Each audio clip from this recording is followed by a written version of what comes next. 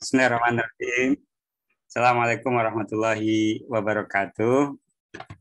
Alhamdulillah kita hari ini di hari ke-26 Ramadan bagi yang memulai belakangan dan hari ke-27 Ramadan yang memulai duluan gitu ya. Ini adalah al-ashru al-awakhir min Ramadan, 10 hari terakhir di bulan Ramadan. Dan kita sudah sampai di juz 26 ya, kita sampai di salah satu juz 26 adalah surat Al-Fat. Insya Allah hari ini kita akan menyampaikan satu tema yang saya ambil dari Tadabbur Al-Quran karya Syekh Adil Muhammad Khalil. Jadi sempat ketik-ketik sedikit tentang isi dari surat Al-Fat ini. Jadi surat Al-Fat ya, dinamakan Al-Fat karena Allah menyebutkan banyak penaklukan-penaklukan dan karunia yang agung kepada Rasulullah dan juga para sahabatnya. Jadi ini sudah fase di mana umat Islam itu sudah di fase yang happy ending begitu ya. Dan kalau kita kaitkan dengan surat Yusuf ya, saya suka kisah surat Yusuf karena di surat Yusuf itu banyak menjadi munasabah ya, menjadi keterkaitan antar beberapa hal penting gitu. Misalkan dengan keterkaitan dengan Nabi Musa alaihissalam dan juga keterkaitan dengan Nabi Muhammad SAW. Apa keterkaitannya? Jadi surat Yusuf itu turun di fase Makkiyah, fase di mana Rasulullah itu mengalami tahun-tahun yang berat. Dan kita tahu fase Makkiyah itu lebih lama daripada fase Madaniyah. Kurang lebih 13 tahun ya, Rasulullah itu bersama para sahabat itu dalam kondisi yang ya mustada'afina fil ard, yang lemah, yang tertindas di Makkah. Ya. Jadi kalau kita melihat jalannya cerita kehidupan itu tidak selalu kalau di film-film itu lakon menang duluan, enggak. Ya. Lakon itu tidak selalu menang duluan. Dan terkadang fase penderitaannya jauh lebih lama, karena disitulah momen-momen kesabaran itu diuji. Dan itu tidak akan bisa ditemukan ya, generasi yang terlahir yang langsung mendapatkan tarbiyah robbaniyah sebagaimana para sahabat. Bagaimana mungkin kita bisa menandingi keimanan para sahabat, di mana para sahabat itu mempertaruhkan imannya seperti Bilal bin Rabah ya, yang ketika disiksa di tengah terik matahari, di bawah panas matahari yang sangat menyengat ya, di bawahnya padang pasir, di atasnya batu. Justru Bilal itu melakukan siksaan psikologis pada penyiksaannya. Bayangkan, orang disiksa, itu tapi sampai yang nyerah yang nyiksa. Gitu. Itu kan betapa kuatnya keimanan Bilal. Ya. Kata-kata ahad itu sebenarnya tidak hanya deklarasi bahwa beliau tetap beriman di tengah penderitaan, tetapi itu adalah kata-kata yang sangat menyakitkan bagi para penyembah berhala, yaitu majikannya Umayyah bin Khalaf. Bayangkan orang yang disiksa secara fisik itu bisa membalas secara psikologis kepada lawannya. Itu mustahil kita bisa mencapai fase-fase seperti itu. Atau Ammar bin Yasir, ya. Atau syahidah pertama Sumayyah. Ini adalah fase-fase yang penting. Dan di surat Al-Fat ini, ya, ketika turun surat Yusuf itu kan surat hiburan. Mereka merasa bersedih. Rasulullah juga ditimpa amul huzn, ya, tahun kesedihan. Paman beliau Abu Thalib wafat. Kemudian istri beliau Khadijah wafat. Ini dua tokoh yang menjadi pembela Nabi. Ya. Dan salah satu yang melindungi Nabi ketika mendapatkan serangan dari kaum Quraisy. Nah, ketika fase-fase berat itu turunlah surat Yusuf. Dan di surat Yusuf itu, ya, itu menjadi semacam, kalau kita di perusahaan itu adalah training gitu, menjadi pelatihan bagi Nabi. Wah, kelak akan begini cerita perjalanan dakwah beliau. Bahwa beliau itu nanti akan mendapatkan kemenangan. Dan ketika fase Madaniyah, ya, satu persatu itu terwujudkan. Maka ketika turun surat ini, apa sabda Rasulullah? Telah turun padaku malam ini sebuah surat. Surat tersebut lebih aku cintai daripada terbitnya matahari. Jadi beliau sangat gembira karena ini adalah busyra. Jadi surat ini turun, tetapi belum menang secara belum Fathu Makkah. Ini surat ini berkaitan tentang Hudaybiyah, perjanjian Hudaybiyah. Padahal secara kacamata manusia perjanjian Hudaybiyah itu adalah, bahkan para sahabat mempersepsi itu adalah kekalahan negosiasi, ya.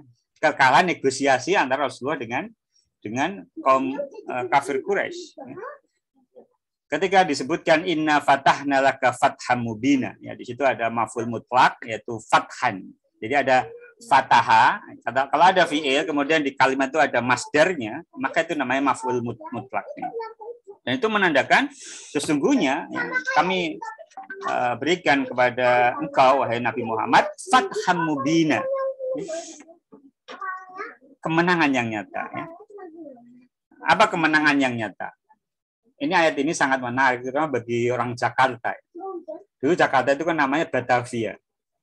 Ayat pertama Al-Fat ini dipilih oleh Fathahillah sebagai inspirasi nama kota Jakarta. Jakarta dulu namanya Batavia, kemudian berganti menjadi Jayakarta. Jayakarta itu apa?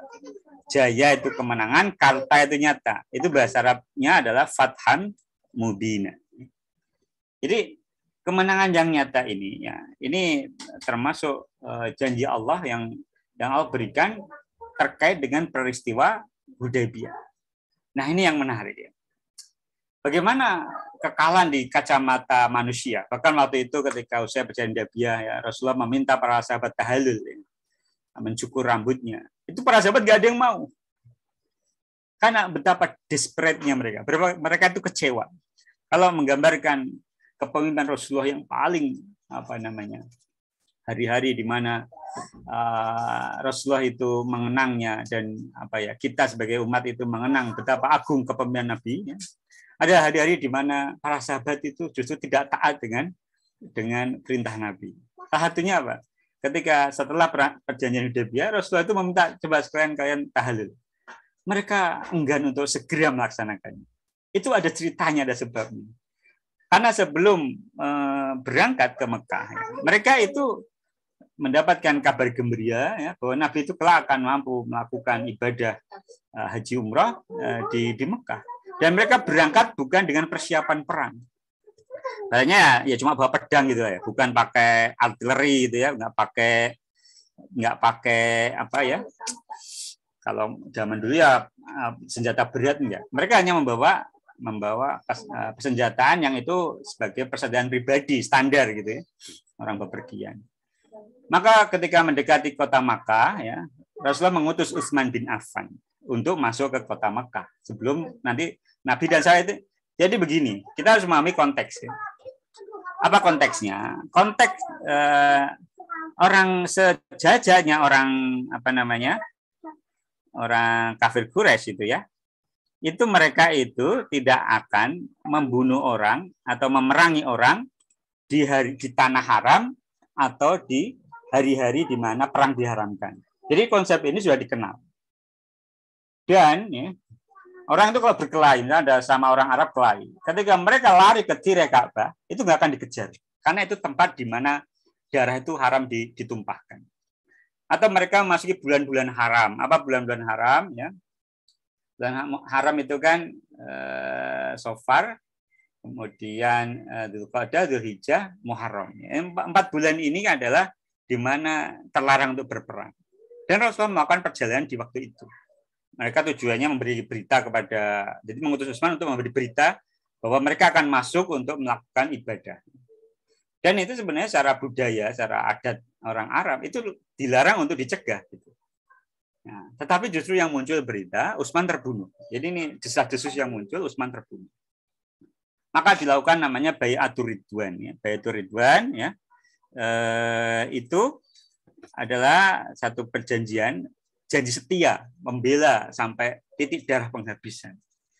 Dan ini menjadi satu gambaran ya tentang bagaimana kekuatan keimanan para sahabat. Ya.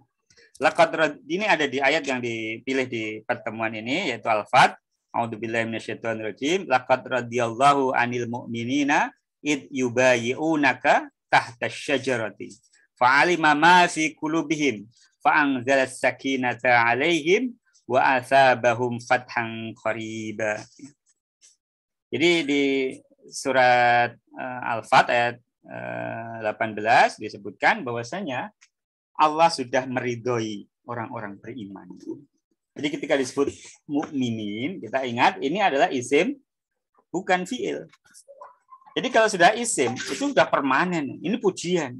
Allah sudah menyatakan bahwa Allah sudah meridhoi mereka. Jadi kalau kita menyebut radhiyallahu an atau radhiyallahu anhum kepada para sahabat, itu dalilnya ini salah satunya.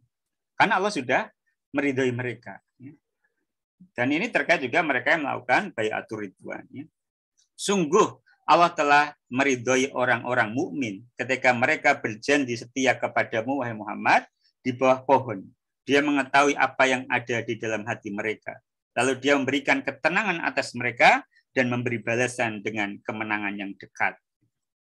Jadi mereka sudah siap, berarti itu ya kurang bubat ya sampai titik darah penghabisan gitu ya. Nah inilah menjadi menjadi berita gembira juga ya. Jadi kalau surat Al-Fat ini kalau kita baca itu ya, keselarasan awal dan akhir ya. Di bagian awal itu ada di ayat kelima, a'udzubillahi minasyaitonirrajim, lidkhilal mu'minina wal mu'minati jannatin tajri min tahtihal anharu khalidina fiha wa yukaffiru anhum sayyi'atihim wa kana dzalika 'indallahi fawzan 'azima. Supaya dia memasukkan orang-orang mukmin laki-laki dan perempuan ke dalam surga yang mengalir di bawahnya sungai-sungai. Mereka kekal di dalamnya, dan supaya dia menutupi kesalahan-kesalahan mereka, dan yang demikian itu adalah keberuntungan yang besar di sisi Allah. Itu ayat kelima. Apa ayat terakhir, ayat ke-29? Ini saya dulu favorit ini kalau di kampus itu bacanya ini ya, karena cuma satu ayat dan bisa untuk dipakai jadi imam sholat gitu ya. Ini sama surat ayat yang Allahu nurus samawati ya. Apa isinya? A'udzubillahi minasyaitonirrajim. Muhammadur Rasulullah walladzina ma'ahu asyidda'u 'alal kuffari ruhama'u bainahum. Tarahum ruk'an sujjadan yabtaguna fadlan minallahi wa ridwana. Simahum fi wujuhihim min atharis sujud. Dzalika mathaluhum fit Taurati wa mathaluhum fil Injil.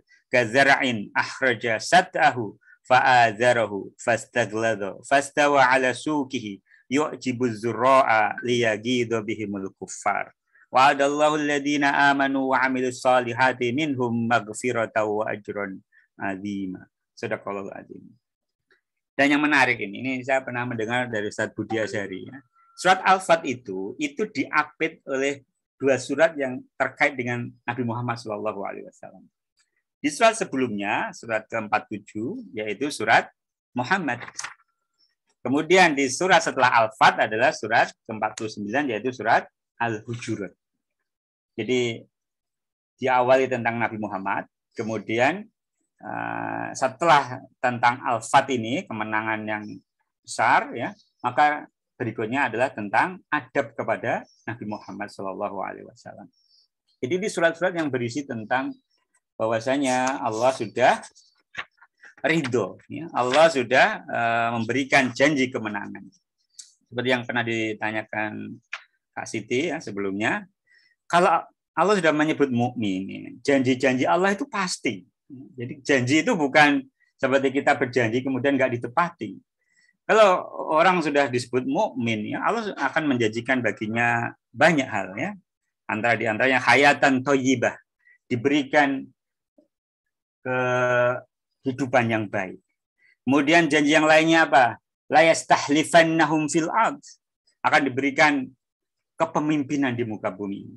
Ya. Jadi setelah fase ini, ya, setelah fase perjanjian Hudaybiyah ini, ya, nanti siapa yang pertama kali melanggar? Quraisy.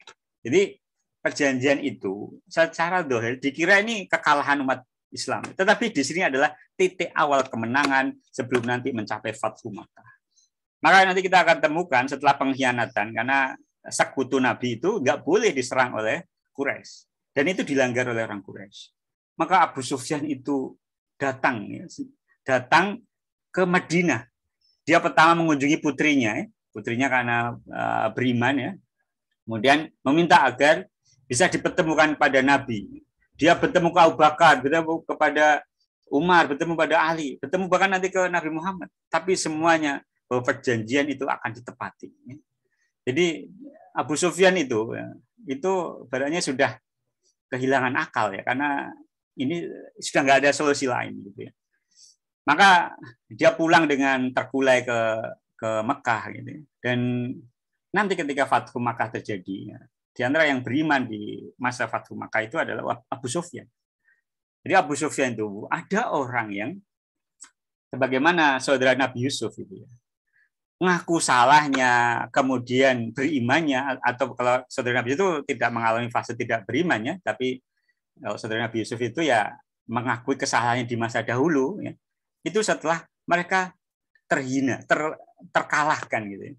Setelah mereka kelaparan datang ke Mesir untuk meminta bantuan gandum kepada Nabi Yusuf yang dia tidak kenal gitu, yang dia tidak mengenalinya, mereka tidak kenali. Mereka ketika diundang oleh Nabi Yusuf untuk datang sekeluarga bersama ayah ibunya, maka mereka baru tersadar gitu. Nah itu yang terjadi pada Abu Sufyan. Abu Sufyan itu nanti ketika lihat rombongan itu ya, dengan kegagahan kaum muslimin gitu ya ketika Fathu Makkah terjadi. Nah itu ada orang itu yang tergentarkan dengan hal-hal yang seperti itu. Dan itu hal yang mungkin saja terjadi. Orang kalau masih belum sampai akhir kehidupannya masih mendapatkan rahmat Allah untuk mendapatkan ampunan. Kalau dia segera menyadari kesalahannya. Jadi pembahasan utama di surat ini ya itu adalah penaklukan dan karunia robbani untuk Rasulullah SAW dan umatnya. Jadi kalau kita baca sirah nabawiyah itu secara utuh itu sangat indah sekali. Di antara kalau kita bandingkan dengan peperangan yang lain, coba bandingkan perang Rusia lawan Ukraina, perang Jerman lawan mana ya?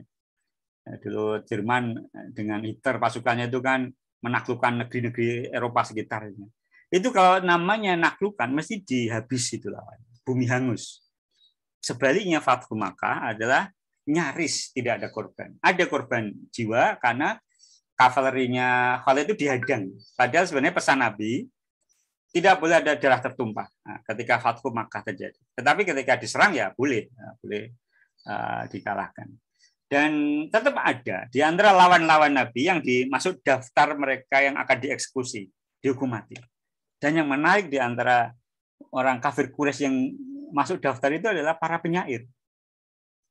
Para penyair Quraisy yang mencaci maki Nabi. Jadi kekerasan verbal itu jangan diremehkan itu. Ketika Fathu Makkah, kata Nabi, antum tulaqa. Orang-orang Quraisy itu Nabi bertanya kepada orang-orang Quraisy, apa yang akan aku lakukan kepada kalian? Ya. Maka orang-orang Quraisy itu memuji Nabi, engkau adalah saudara kami yang mulia, keturunan dari orang yang mulia. Maka Nabi kurang lebih mengatakan, aku akan mengatakan seperti apa yang dikatakan Yusuf kepada saudara-saudaranya. La tasriba alaikumul yaum, antum tulaqa. Kalian semua bebas. Kecuali beberapa daftar nama gitu ya. Bahkan termasuk Rasulullah memuliakan Abu Sufyan dengan apa? Siapa yang masuk ke rumah Abu Sufyan aman. Siapa yang berlindung ke Ka'bah aman.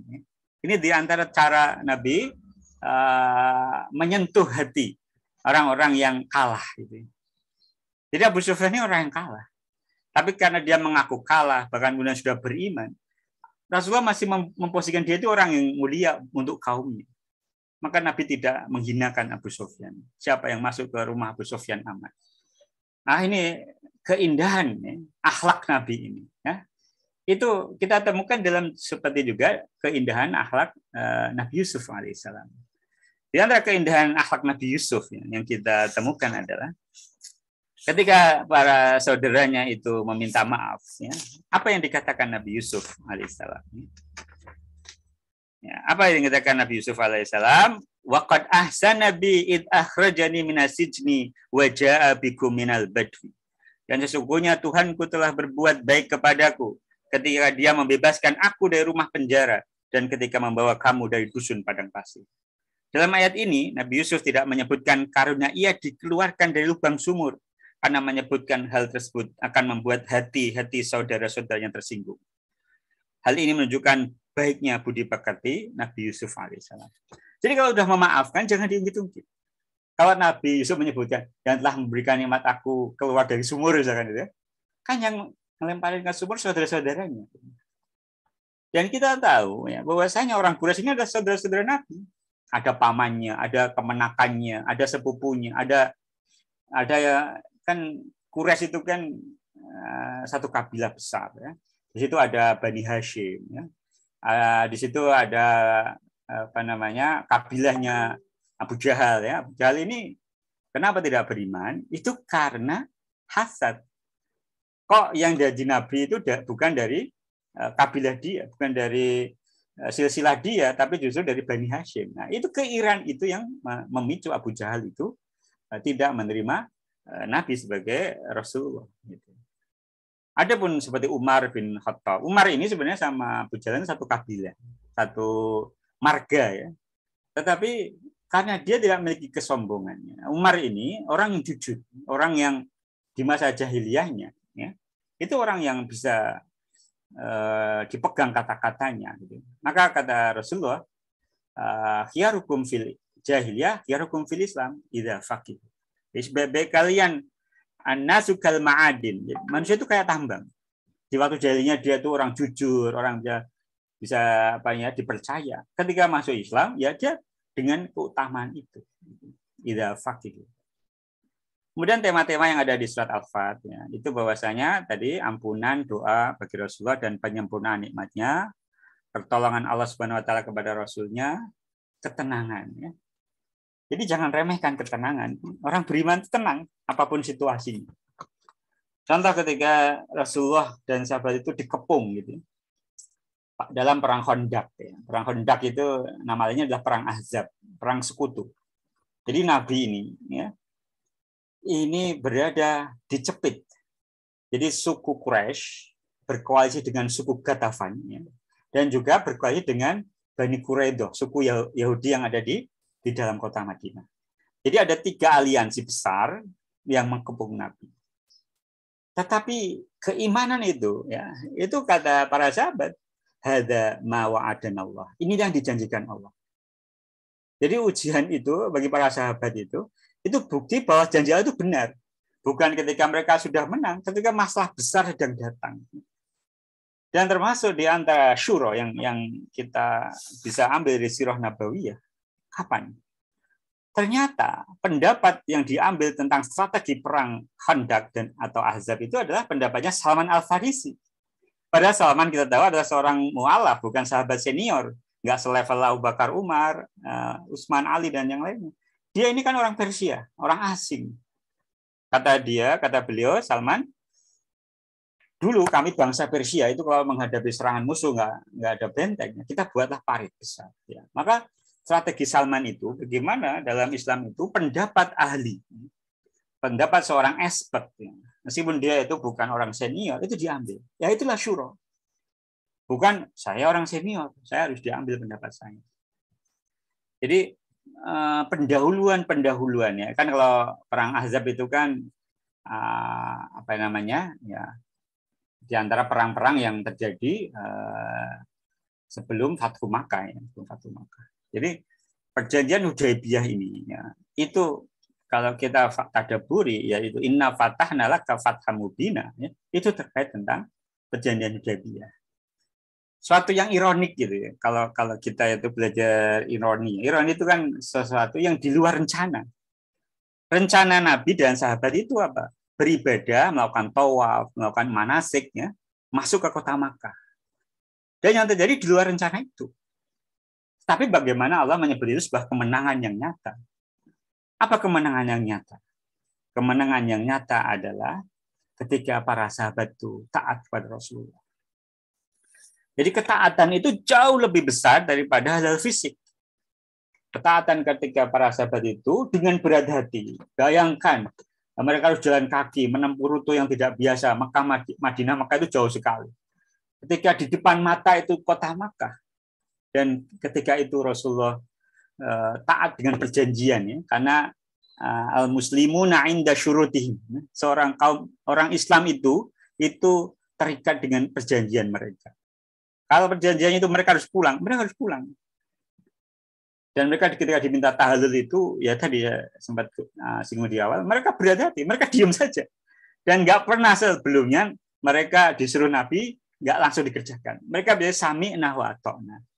Hingga kemudian datanglah istri Nabi Ummu Salamah, wahai Rasulullah, silahkan kau terlebih dahulu yang memberikan contoh. Akhirnya ketika Rasulullah kemudian tahallul, ya, para sahabat terenyuh. Ya.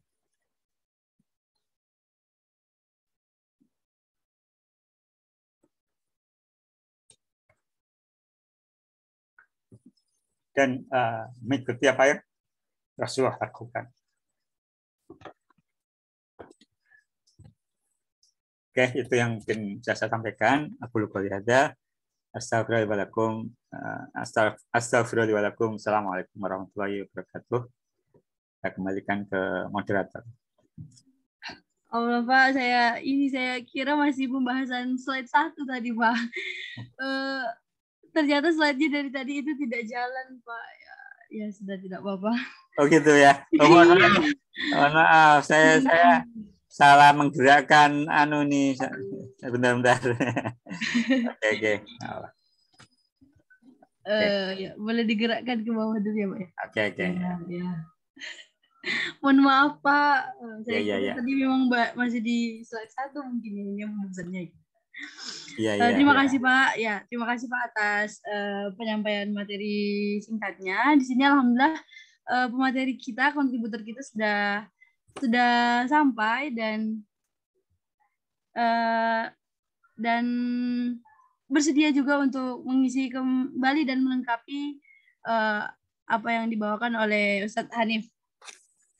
Izin Mas Rio untuk waktu dan tempatnya kami persilahkan. Cek. Ya, masuk Mas. Suara saya kedengaran ya? Ya, siap, terdengar. Bismillahirrahmanirrahim. Alhamdulillahirabbil alamin. Wa bihi nasta'inu ala umuri dunya wa din, wassalatu wassalamu ala man bu'atha bayna yaday sa'ati yusuf hatta yu'ammirallahu la syarika lah wa ala alihi wa man tabi'ahum bi ihsan ila yaumiddin. Allahumma salli ala sayyidina Muhammadin wa ala ali sayyidina Muhammad. Alhamdulillahilladzi arsala rasulahu bil huda wa dinil haqq liyudhhirahu 'ala dini kulli wa kafa billahi shahida. Uhayyikum bittahiyatil Islam. Assalamualaikum warahmatullahi wabarakatuh. Waalaikumsalam warahmatullahi wabarakatuh. Pertama-tama saya mungkin menyampaikan permohonan maaf ya, karena device saya juga sering bermasalah. Jadi tadi mencoba mencari device pengganti tadi. Jadi untuk gara-gara kemasukan pasir kayaknya nih. Jadi becek, jadi rada-rada tidak bisa mengeluarkan suara tadi. Saya coba-coba. Baik, alhamdulillahirabbil alamin. Puji syukur ke Allah Subhanahu wa taala beserta segala karunia yang Allah berikan kepada kita. Mungkin karunia-karunia yang sering luput dan dianggap sepele oleh manusia pada umumnya ya, yaitu nikmat iman dan nikmat Islam. Kita kadang-kadang sering bersyukur tentang nikmat kesehatan, tapi kita lupa bersyukur bahwa sesungguhnya nikmat yang paling besar yang Allah berikan kepada kita adalah nikmat keimanan dan nikmat Islam. Kalau misalnya kita sehat pun, kalau kita tidak diberikan hidayah oleh Allah, maka kita tidak mungkin punya rasa atau punya tanggung jawab untuk menjalankan ibadah puasa pada hari ini, ataupun mempunyai ghirah untuk mau mengkaji Al-Quran setiap harinya. Saya melihat teman-teman di sini hampir setiap hari ya, setiap awal Ramadan itu benar-benar semangat dan benar-benar justru mengamalkan betul-betul apa yang dimaknai atau yang disunahkan oleh Nabi SAW, yaitu tadarus Quran ketika bulan suci Ramadan gitu kan. Jadi mungkin ini juga patut diapresiasi gitu. Kita bersyukur kepada Allah karena masih bisa memberikan kita nikmat iman dan nikmat Islam sampai kita masih mau untuk melakukan hal itu di bulan Ramadan. Salawat serta salam kita sanjungan ke baginda besar Muhammad SAW yang berkat atas perjuangan dan jihadnya lah kita masih bisa menikmati indahnya Islam tanpa keadaan takut, sebagaimana yang dijelaskan oleh Mas Hanif tadi ya, tentang bagaimana kaum muslimin yang bahkan mereka ingin beribadah mu'tamirina atau hanya melakukan umroh aja pada bulan itu, tapi tidak bisa masuk, mengenai penjelasan di surat Al-Fath tadi, laqad radiyallahu 'anil mu'minina. Baik, terima kasih juga untuk moderator dan terima kasih juga untuk teman-teman semuanya yang sudah menyempatkan waktunya untuk hadir di di pertemuan untuk hari ini ya. Baik, hari ini izin Mas, sebelumnya saya izin bertanya, apakah Mas akan melakukan sharing materi melalui PowerPoint atau tidak, Mas? Oh iya, jadi untuk bentar saya cek.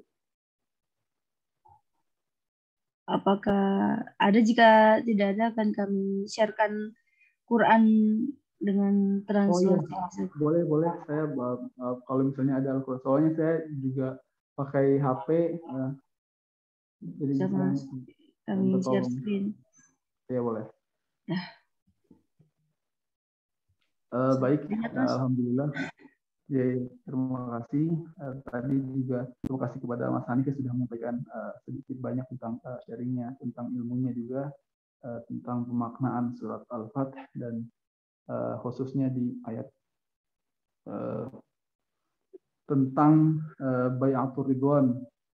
Jadi mungkin saya hanya bisa menambahkan ya sedikit tentang yang tadi aja, karena tadi juga sudah cukup bagus materinya, sangat bagus malah gitu kan. Jadi sebenarnya saya tuh ingin melakukan refleksi tentang surat Al-Fath pada umumnya dan tentang ayat dari Bai'atur Ridwan. Laqad radiyallahu 'anil mu'minina idh yubayyi'unaka tahta asy-syajar fa'alima ma fi qulubihim fa anzala sakinata 'alaihim. Jadi sebenarnya ayat tentang surat Al-Fath ini tadi seperti yang sudah dijelaskan oleh Mas Hanif, surat Al-Fath ini adalah surat yang berisi tentang kemenangan yang betul-betul diberikan oleh Allah Subhanahu wa taala setelah melewati beberapa proses yang cukup panjang sebenarnya. Al-Fath ini dimulai dari Bai'atur Ridwan, dimulai dari ketika Nabi SAW sebenarnya masalah yang waktu itu masalah yang mengakibatkan sampai kenapa surat Al-Fath ini menceritakan tentang kemenangan demi kemenangan itu hanya simpel sebenarnya. Allah ingin menunjukkan kepada para sahabat dan Nabi SAW dan umat-umat setelahnya pada khususnya bahwa sesungguhnya sesuatu jika Allah menginginkannya, Allah tidak butuh hal-hal yang rumit sebenarnya. Karena seperti di peristiwa di surat Al-Fath ini tentang bagaimana Nabi Muhammad SAW mendapatkan mimpi ru'yah ketika pertama kali bermimpi tentang dia bersama para sahabat itu masuk kembali ke Mekah dalam untuk bertemu dengan Baitullah. Jadi kalau misalnya para ahli tafsir menjelaskan bahwa alasan Nabi Shallallahu Alaihi Wasallam ini bermimpi tentang Baitullah pada saat itu adalah karena kerinduan yang amat sangat mendalam, karena Nabi itu sekitar 7 tahun setelah hijrah itu belum pernah lagi berkunjung ke Baitullah pada saat itu ya, untuk melakukan ritual-ritual ibadah yang mana Nabi SAW adalah dan para sahabat yang hijrah ke Madinah adalah orang-orang yang lahir langsung di Mekah pada saat itu. Mereka emang orang asli Mekah, mereka anak-anak yang terlahir di Mekah dan tumbuh dan berkembang di kota Mekah. Dan dalam jangka waktu 7 tahun, mereka itu belum pulang lagi, belum pulang kampung. Jadi mereka sudah melewati perang Badar, melewati perang Uhud, perang Khandaq dan lain-lain. Cuman mereka belum bisa untuk pulang ke Baitullah hanya untuk sekedar beribadah. Sedangkan mereka dari kecil sudah terbiasa, orang-orang Quraisy pada saat itu, orang-orang Arab yang tinggal di Mekah pada saat itu, mereka sudah terbiasa sejak lahir, bahkan sudah diberikan interaksi untuk dekat dengan Baitullah, sebagaimana kisah Ali yang pertama kali dilahirkan, kemudian langsung dibawa ke Ka'bah, pun diberikan nama Haidar oleh orang tuanya, oleh ibunya. Itu pun di Ka'bah juga prosesnya. Terus bagaimana Nabi SAW ketika lahir pun dibawa ke Ka'bah, terus diberikan nama oleh kakeknya. Dan memang seperti itu, sejak mereka lahir, mereka sudah terbiasa diberikan ikatan yang kuat, menjadi budaya di bangsa Quraisy pada saat itu, untuk membangun interaksi spiritual dengan Ka'bah pada saat itu. Jadi ketika mereka tiba-tiba harus terpaksa harus dikeluarkan dari dari Mekah pada saat itu, selama 7 tahun mereka tidak pulang kampung, tidak mudik nih. Jadi tumbuh membuncah kerinduan akan kampung halaman mereka. Membuncah rasa kerinduan, ingin bertemu, ingin melakukan ritual-ritual ibadah di Baitullah pada saat itu. Jadi orang ini kan kalau misalnya terlalu sering memikirkan atau terlalu sering rindu yang ditahan, yang tidak tersampaikan, yang tidak tuntas, maka itu kan akan kebawa-bawa ke mimpian. Nah, itu pun dialami oleh Rasulullah dan para sahabatnya. Saking rindunya mereka dengan Baitullah pada saat itu, sampai masuk ke dalam mimpi. Nabi melihat mereka bersama-sama masuk ke Baitullah, ke Ka'bah, dalam keadaan bebas gitu kan pada saat itu. Sampai akhirnya Nabi terbangun dan tersenyum, dan dengan keadaan senang karena akhirnya bisa ke Ka'bah lagi gitu kan. Karena ru'yatun para nabi itu hak gitu kan, benar. Jadi tidak mungkin Allah memberikan mimpi atau ru'yah kepada para nabi yang bersifat hanya sekedar harapan atau angan-angan. Tentu saja yang dimimpikan Nabi pun sesuatu yang nyata, benar gitu kan. Makanya Nabi pun memberikan kabar kepada para sahabat untuk ayo kita siap-siap untuk pergi ke Mekah untuk umrah. Dalam kondisi Nabi itu tidak saking rindunya dengan Ka'bah dan ingin kembali ke Mekah, Nabi itu lupa kalau misalnya beliau itu punya masalah dengan Allah pada saat itu ya. Maksudnya bahkan Nabi itu saking rindunya dan ingin bertemu dengan Baitullah, dengan Ka'bah, itu Nabi itu sampai melupakan segala macam masalahnya yang sudah lalu. Mereka ini kan baru saja melalui beberapa perang sebelumnya kan, selama 7 tahun belakangan ini, perang Badar, perang Uhud, perang Khandaq dan segala macam, mereka tuh sudah melewatin tuh. Tapi ketika Nabi mendapatkan mimpi tentang masuk ke Mekah, kembali ke Baitullah, itu Nabi seakan-akan lupa akan masalah itu semua, tentang mereka tuh pernah punya masalah dengan orang Quraisy. Yang penting apapun yang terjadi, saya dan sahabat-sahabat saya ingin untuk pergi ke Makkah, pergi ke Baitullah. Akhirnya diberitahukanlah Nabi SAW kepada para sahabatnya bahwa ayo, let's go, kita siap-siap untuk berangkat. Para sahabat bilang, sekarang ya Rasulullah. Iya sekarang, mau kapan lagi? Jadi akhirnya mereka siap-siap untuk dalam waktu itu mereka siap-siap untuk pergi berangkat ke Mekah. Segala macam hal dipersiapkan, pakaian ihram dan dengan segala macam. Akhirnya ketika berangkat, para sahabat ini menanyakan, ya Rasulullah, Nabi SAW terus menyiapkan segala macam hal-hal, onta dan kalau al-budun, hal-hal yang kira-kira dipersiapkan untuk dibawa ke Ka'bah, untuk dipersembahkan, dikorbankan atau disedekahkan ke Ka'bah pada saat itu. Jadi Nabi dan para sahabat ini mengumpulkan segala macam unta, kambing dan hewan-hewan yang kira-kira bisa dijadikan persembahan untuk Ka'bah. Sampai akhirnya mereka siap untuk melangkah, untuk berjalan. Terus sampai di sana, sebelum berjalan, terus Umar radhiyallahu anhu nanya, ya Rasulullah, apalagi yang perlu kita bawa? Terus kata Nabi, ya udah kita udah cukup bawa segala macam ini. Kita kan mau umroh, mau bawa apa lagi? Udah kan segala macam peralatan untuk umroh, perlengkapan untuk umroh sudah kita bawa. Kata Umar ini kan batal, seorang yang di kepalanya ini selalu berpikiran tentang apa yang akan dilakukan musuh-musuh Nabi kepada Nabi.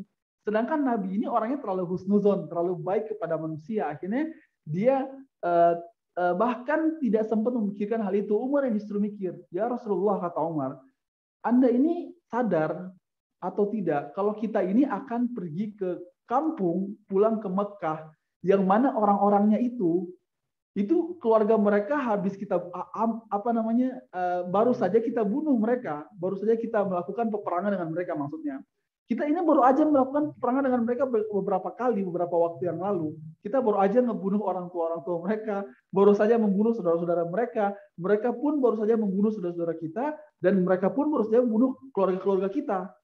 Itu maksudnya sedang terjadi peperangan di antara kita dan kaum Quraisy di Mekah. Ya Rasulullah, apa Anda tidak serahkan hal itu? Kenapa kita hanya bawa hewan-hewan ternak dan persembahan segala macam di Ka'bah? Kenapa tidak ada peralatan perang yang Anda perintahkan kita untuk bawa ke sana? Ini kata Umar. Umar berpikiran seperti ini, dan ini hal normal untuk seorang Umar. Dan emang itu normal, maksudnya ketika orang ingin berkunjung ke wilayah musuh, maksudnya untuk mempersiapkan segala hal terburuk gitu kan. Kata Nabi, ya Umar, kita ini hanya mau umroh. Kita ini bukan mau nyari masalah di sana. Buat apa kita bawa pedang? Buat apa kita bawa peralatan perang segala macam? Kita ini kan mau umroh ceritanya. Kata Umar, ya Rasulullah, tapi kan ya untuk jaga-jaga bagaimana ya Rasulullah? Akhirnya Nabi dan para sahabat ini membawa, kata Nabi, ya oke. Nah, setelah mendengarkan penjelasan Umar, kata Nabi SAW, ya cukup masuk akal untuk yang dijelaskan Umar. Akhirnya dibawalah beberapa doang, tidak semuanya. Intinya hanya untuk membela diri, tidak untuk melakukan penyerangan, tidak untuk melakukan peperangan, hanya untuk membela diri. Kira-kira terjadi hal-hal buruk. Tapi Nabi sama sekali tetap hanya membawa untuk umroh, perlengkapan untuk umroh. Akhirnya sampailah mereka di sana. Singkat cerita, sampai masuk ke wilayah Madinah. Mereka ini pas ketika masuk itu terdengar kabar bahwa sesungguhnya orang Quraisy itu mengutus Khalid bin Walid untuk menyamperin Khalid bersama dengan beberapa pasukan untuk nyamperin Nabi Shallallahu Alaihi Wasallam, untuk menghadang mereka. Jadi Quraisy tahu kalau Muhammad ini, Rasulullah SAW itu akan datang ke Mekah untuk apapun alasannya, kata mereka, pokoknya kita tidak akan mengizinkan Muhammad dan kaumnya untuk masuk ke Mekah. Akhirnya datanglah mereka, diberitahukan Nabi SAW. Setelah itu Nabi pun tidak ingin melakukan konfrontasi. Khalid belum masuk Islam pada saat itu, by the way.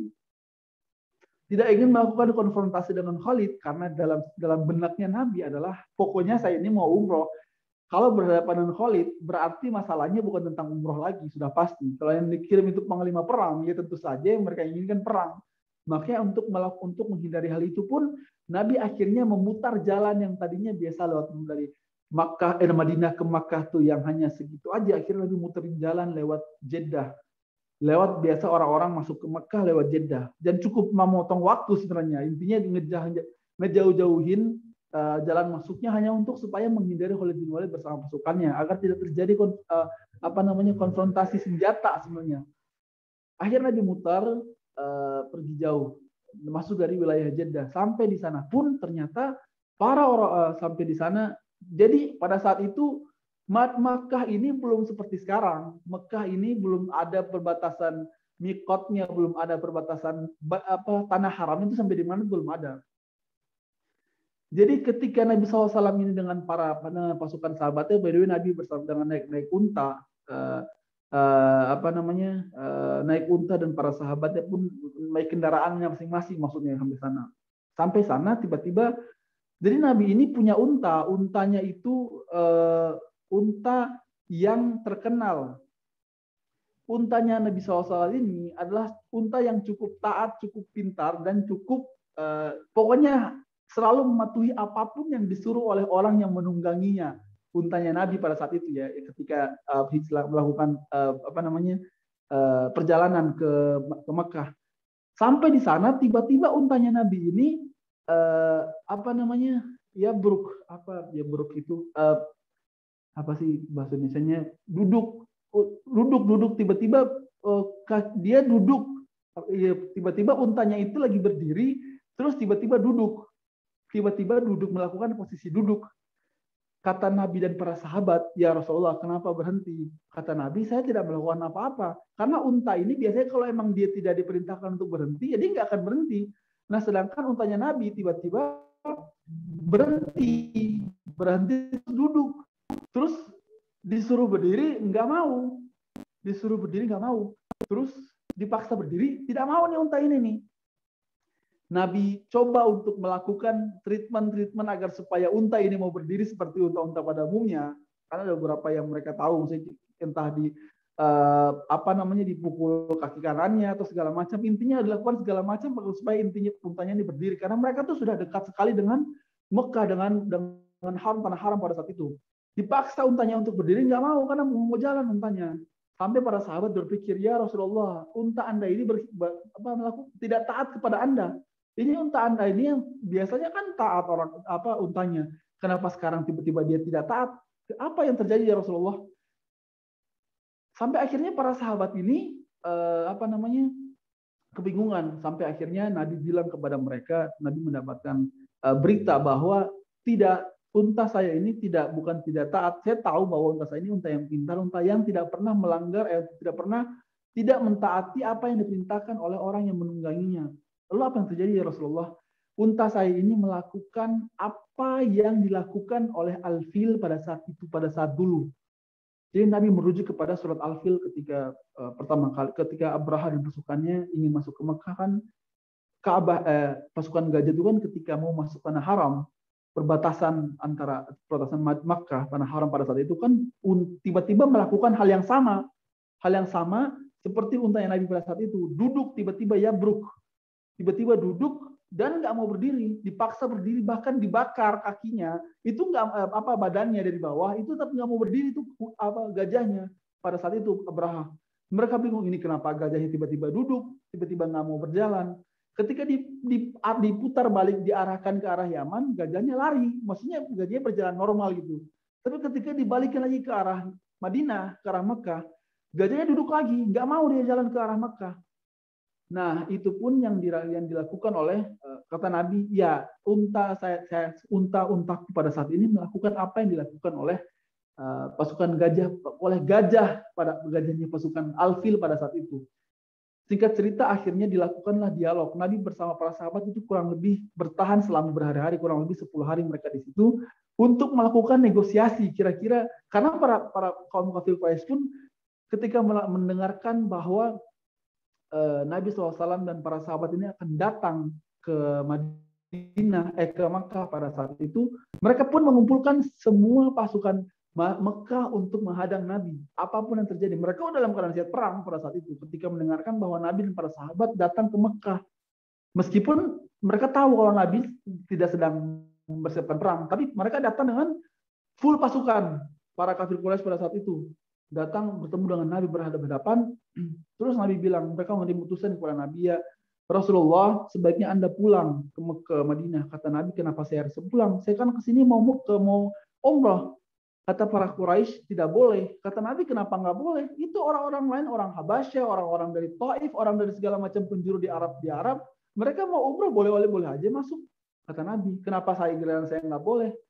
Kata orang kafir, ya tetap nggak boleh ya, karena Anda Muhammad. Apa masalahnya? Ya itu pertanyaannya. Apa jawabannya? Karena Anda Muhammad. Tidak ada jawaban lain. Jadi intinya mereka nggak mau Nabi Muhammad SAW dan para sahabatnya untuk masuk ke Mekah, wilayah haram pada saat itu. Akhirnya singkat cerita terjadi negosiasi yang alot antara kaum Quraisy dan kaum muslimin. Sampai Nabi ini berhari-hari mereka di Hudaybiyah. Oh ya, by the way, nama wilayah yang tadi mereka muter lewat Jeddah itu, nama lokasi tempat mereka berhenti itu Hudaybiyah namanya. Sampai akhirnya alot menjadi negosiasi. Sampai ketika kaum Quraisy mengutus utusan mereka untuk negosiasi dengan Nabi bilang, wahai Omar, Nabi memilih orang yang kira-kira paling masuk akal untuk datang, karena negosiasinya itu terjadi di dalam Mekah, by the way. Jadi mereka utusan Nabi itu harus masuk ke Mekah untuk negosiasi dengan kaum kafir Quraisy untuk minta supaya bisa masuk. Nabi berpikir yang paling masuk akal untuk bisa diterima dan bisa pulang hidup-hidup untuk masuk ke Mekah pada saat itu adalah Umar. Maka Nabi memerintahkan, wahai Umar, kamu coba masuk ke dalam terus melakukan negosiasi dengan mereka, dengan para orang Quraisy pada saat itu. Terus Umar bilang, ya Rasulullah, saya ini bukannya tidak mau masuk, saya bukan tidak mau taat dengan apa yang kau perintahkan ya Rasulullah, tapi saya ini adalah saya Ibnu Khattab, saya ini keluarga Khattab di Mekah itu jumlahnya sedikit ya Rasulullah. Tidak sebanyak keluarga kamu dan para sahabat yang lain, kata Umar. Jadi kalau saya masuk ke Mekah, ini kalau saya dipukulin atau saya dibunuh sama mereka, itu nggak ada yang belain, kata Umar. Jadi Umar tahu, keadaan tuh lagi mencekam maksudnya. Umar tahu ketika dia masuk ke sana tuh pulang hidupnya, kemungkinan pulang hidup-hidup tuh sedikit. Makanya Umar bilang, ya Rasulullah, saya tuh bukannya tidak taat dan tidak mau dengan apa yang perintahkan. Tapi kalau saya ke sana,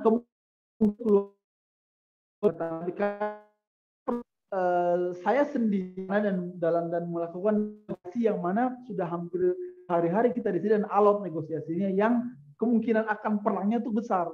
Ya Rasulullah, saya ingin mengusulkan seseorang, nama dari seseorang yang kira-kira ini orang hampir tidak punya masalah dengan orang-orang Quraisy di Mekah.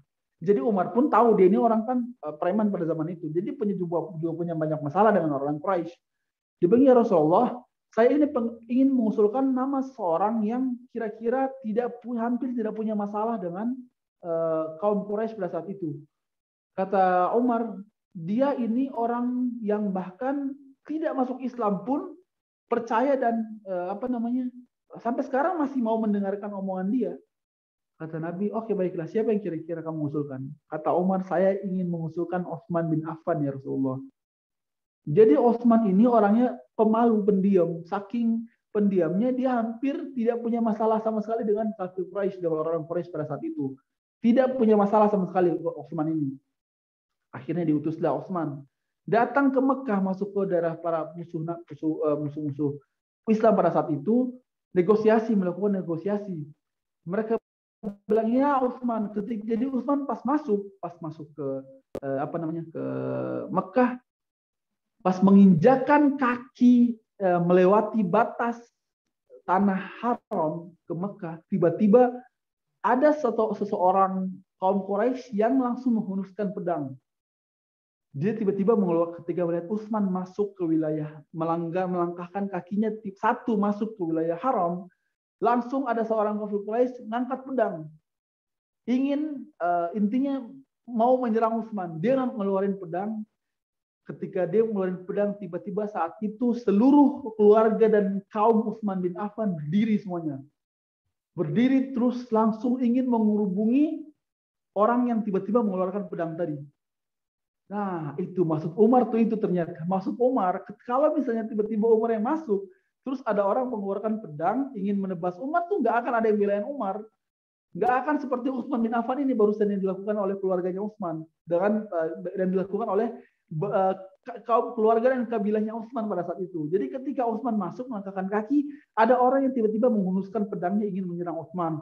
Seketika itu pula keluarga Utsman bin Affan seluruhnya langsung berdiri pada saat itu dan menghubungi Utsman bin Affan dan menghubungi orang yang kira-kira yang ingin melakukan penyerangan kepada Utsman. Intinya ingin membela Utsman bin Affan.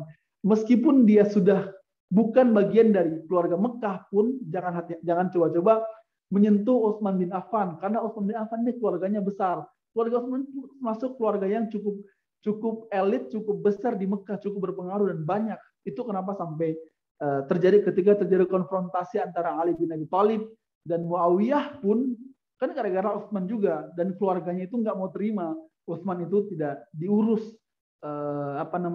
permasalahan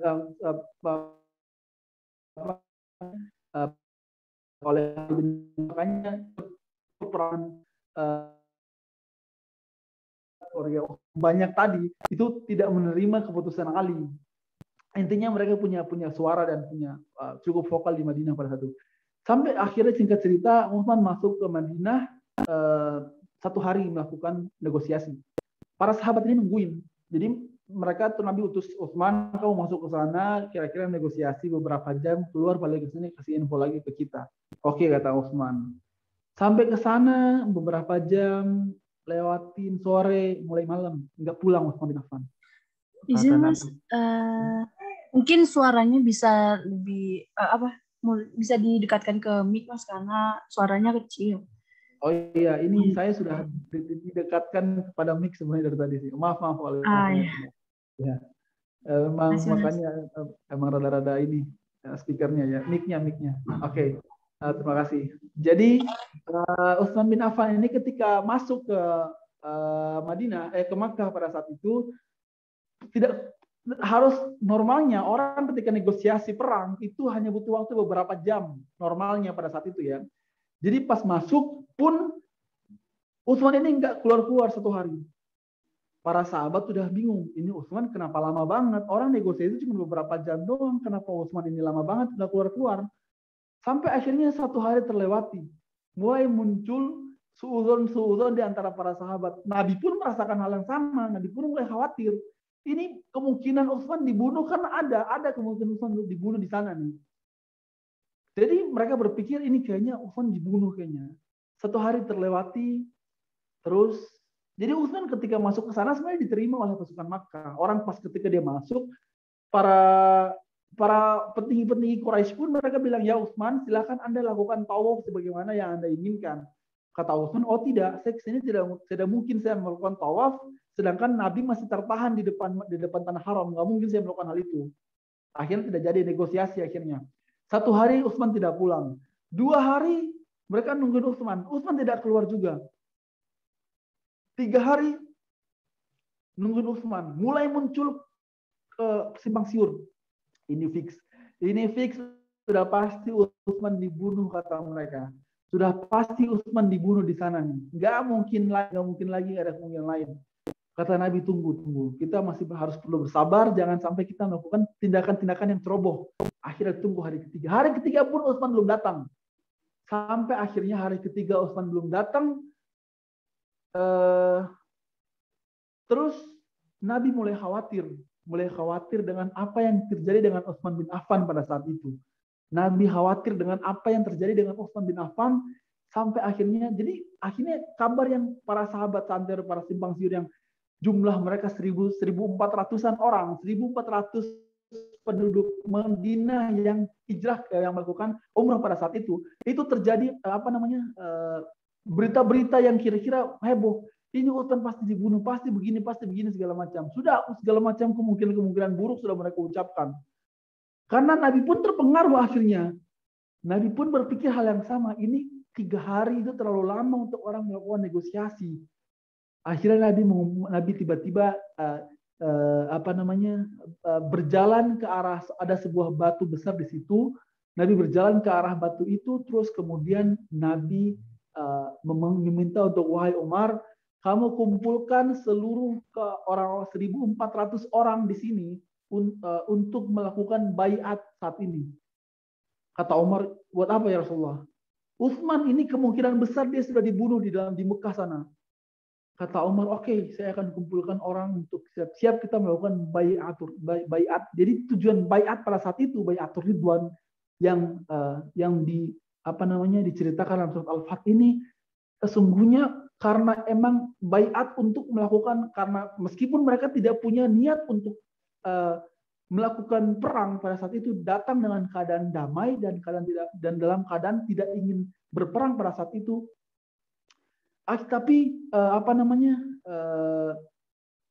pun akhirnya gara-gara Utsman tidak pulang-pulang selama 3 hari, akhirnya Nabi mengumpulkan seluruh sahabat untuk melakukan baiat pada saat itu, baiat untuk jihad pada saat itu, baiatur ridwan, tujuannya untuk mencari kebenaran apa yang terjadi masuk dalam Mekah. Mereka akan masuk dalam Mekah untuk melakukan penyelamatan atas Utsman bin Affan pada saat itu. Itu baiat yang dilakukan oleh Nabi SAW pada saat itu, baiatur ridwan. Akhirnya dikumpulkanlah seluruh para sahabat. 1.400 orang, 1.400 orang, kalian bayangkan 1.400 orang dikumpulkan di Hudaybiyah pada saat itu. Langsung Nabi mereka membaiat satu persatu, para kaum muslimin satu persatu dibaiat pada saat itu. Satu orang bersalaman dengan Nabi SAW, satu orang lagi bersalaman dengan Nabi, berbaiat sampai kurang lebih 1.000 orang. Sudah mulai 1.000 orang, udah mau 1.000 orang, Nabi capek tangannya. Normalnya kita kan bersalaman dengan jamaah majelis satu masjid pun kan lumayan capek ya. Jamaah masjid paling banyak berapa orang sih? Nah, jadi Nabi ini bersalaman dengan 1.400 orang, bersalaman dan mengucapkan baiat, by the way. Jadi capek banget di tangan Nabi itu udah mulai kelelahan, udah mulai pegel untuk membaiat para sahabat pada saat itu. Sampai akhirnya Umar membantu. Umar tuh memegang lengan Nabi, membantu menopang memegang lengan Nabi untuk supaya melakukan baiat kepada 1.400 orang kaum muslimin pada saat itu. Untuk siap-siap kita masuk ke dalam Mekah, apapun yang terjadi kita akan masuk ke dalam Mekah. Itu laqad radhiyallahu 'anil mu'minina idz yubayyi'unaka tahta asy-syajar fa'alima ma fi qulubihim. Dalam kondisi ini dalam kondisi keadaan, kenapa sampai Allah bilang di surat Al-Fat laqad radhiyallahu 'anil mu'minina idz yubayyi'unaka tahta asy-syajar fa'alima ma fi qulubihim fa'anzala sakinata 'alaihim. Jadi Allah tuh memberikan, sudah tahu bahwa sesungguhnya para sahabat ini ketika apapun yang Nabi perintahkan kepada mereka, seperti yang dijelaskan sebelumnya tadi Mas Hanif, para sahabat ini mereka sudah ridho. Jadi mereka tahu bahwa sebagaimana yang Umar rasakan, bahwa ketika mereka datang ke wilayah Mekah, nggak bawa pedang, nggak bawa peralatan perang, kemungkinan mereka meninggal lebih besar. Berarti ketika kemungkinan mereka untuk meninggal lebih besar. Maka ketika Nabi memerintahkan untuk melakukan baiat untuk jihad, untuk membebaskan Utsman bin Affan pada saat itu pun mereka merasakan hal yang sama. Ini kita bawa perlengkapan untuk umroh. Kita paling bawa pisau beberapa doang, bawa pedang pun beberapa doang. Gak semua orang bawa pedang pada saat itu. Tidak semua orang membawa peralatan perang. Jadi ketika Nabi melakukan baiat untuk persiapan perang untuk menyelamatkan Utsman bin Affan, pun mereka merasakan keadaan ada sedikit ketakutan, ada sedikit manusiawi mereka, karena mereka tidak siap untuk perang aslinya. Mereka ketika diperintahkan jihad, mereka nggak siap sebenarnya untuk masuk ke Mekah untuk berperang dengan kaum Quraisy pada saat itu. Meskipun mereka jumlahnya 1.400 orang pada saat itu juga lumayan banyak, tapi tetap saja mereka nggak bawa peralatan perang. Jadi ketika Nabi melakukan baiat pada saat itu pun masih dalam keadaan alik hati mereka, tidak betul-betul stabil. Makanya Allah pun menurunkan laqad radhiyallahu 'anil mu'minina idz yubayyi'unaka hatta tahta asy-syajar fa'alima ma fi qulubihim. Allah tahu bahwa hati-hati mereka ini dalam keadaan yang gusar dengan apa yang sedang terjadi pada saat itu. Mereka gusar karena Utsman bin Affan tidak pulang-pulang, dan mereka pun gusar karena tiba-tiba Nabi melakukan baiat untuk jihad pada saat itu, untuk melakukan perang kepada kaum kafir, kaum Quraisy pada saat itu. Makanya Allah bilang fa'alima ma fi qulubihim. Allah tahu apa yang ada di isi, apa yang ada di hati-hati mereka. Allah bilang fa'anzala sakinata 'alaihim. Maka Allah pun menurunkan ketenangan dalam hati-hati kaum muslimin, menurunkan sakinah dalam hati kaum muslimin untuk menandakan bahwa sesungguhnya kalian hanya cukup tenang yang rasakan, tidak perlu gusar, kata Allah dengan apa yang terjadi pada saat itu. Setelah baiat selesai, alhamdulillah Utsman keluar ternyata. Jadi setelah mereka baiat 1.400 orang berbaiat, akhirnya Utsman ternyata keluar. dan dengan singkat cerita membawa utusan bersamanya utusan dari Quraisy juga yang Suhail namanya, untuk melakukan negosiasi deal. Akhirnya oke, kita melakukan negosiasi, intinya melakukan Sulhul Hudaybiyah. Pada saat itu ditulislah melakukan persyaratan bahwa sesungguhnya Muhammadur Rasulullah, ditulis dengan nama Bismillahirrahmanirrahim, ditulis Rasulullah mengatasnamakan kaum muslimin dan menulis nama Muhammad, mengutus Ali bin Abi Thalib sebenarnya untuk menulis di situ karena Nabi tidak bisa menulis. Ya, Ali tulis di situ bahwa kita melakukan perjanjian dengan orang Quraisy di Hudaybiyah. Pada saat tulislah Ali bin Abi Thalib dengan nama Muhammadur Rasulullah. Kata Suhail, ya Muhammad, Anda ini kenapa nulis nama Anda Muhammadur Rasulullah? Tulis nama Anda, nama bapak Anda. Kata Rasulullah, tapi saya Rasulullah. Kata Ali pun, iya betul, dia Rasulullah. Kenapa dia tidak bisa menulis Muhammadur Rasulullah? Kata Suhail, ya Muhammad, seandainya Anda menulis, kalau kita mengakui Anda adalah Rasulullah, maka kita nggak akan melarang Anda untuk masuk ke Mekah dong saat ini. Kita tidak akan melakukan peperangan dengan Anda dong.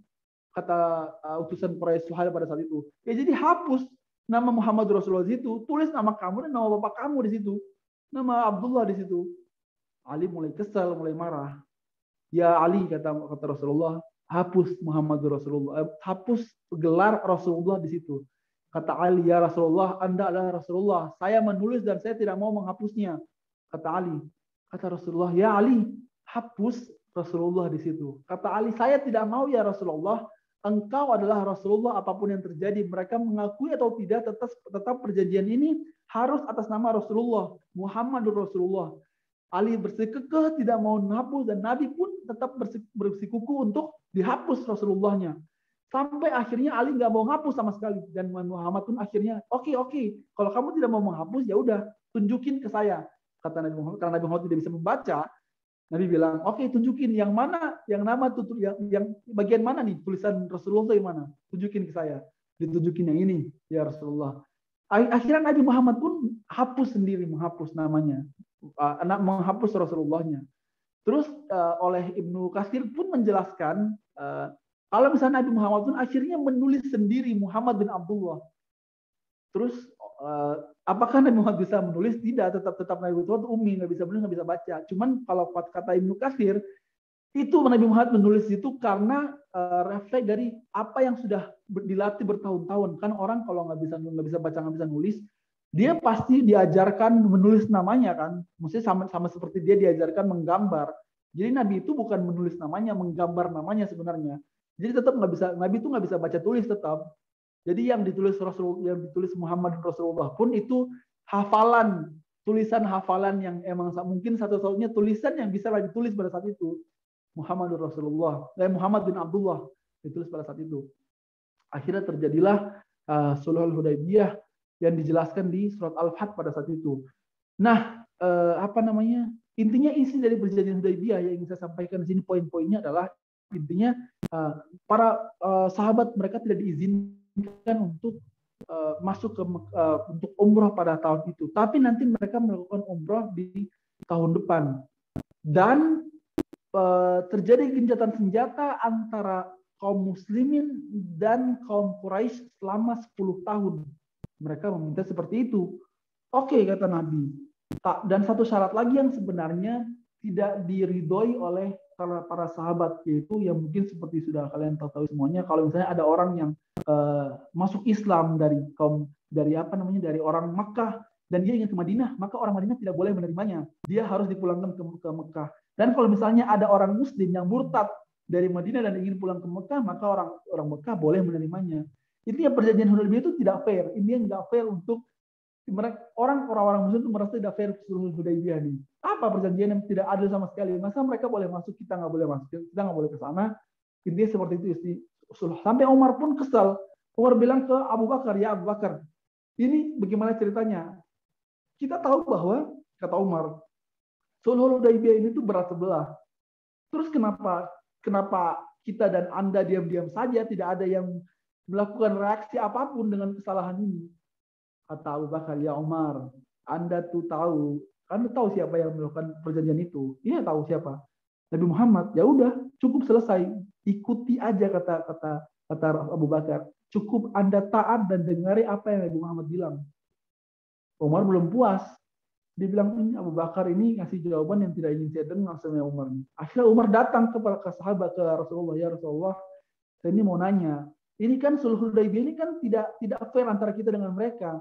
Terus kata Nabi, ya Umar, ini saya ini melakukan perjanjian Hudaybiyah ini bukan atas saya mau, bukan atas yang saya mau, kata Muhammad, kata Rasulullah, ini wahyu petunjuk dari langit yang mau saya melakukan ini. Saya pun manusiawi pun sebenarnya tidak fair dengan apa yang diputuskan. Cuman ini adalah perintah Allah, Allah yang mewahyukan kepada saya untuk mau setuju dengan sulh Hudaybiyah, kata Nabi.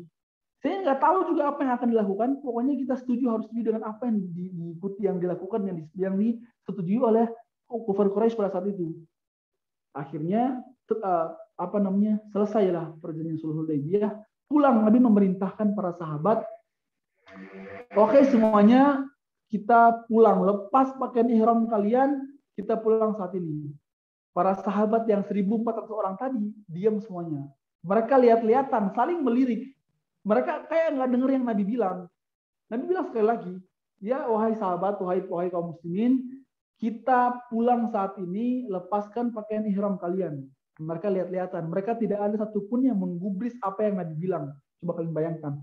Tidak ada satupun kaum sahabat yang menggubris dengan apa yang Nabi bilang. Pertama, karena mereka masih shock dengan apa yang terjadi dengan perjanjian Hudaybiyah. Kedua, mereka ini masih berat hati untuk tidak mau, untuk tidak bisa masuk ke Mekah. Masih berat hati meninggalkan Hudaybiyah pada saat itu.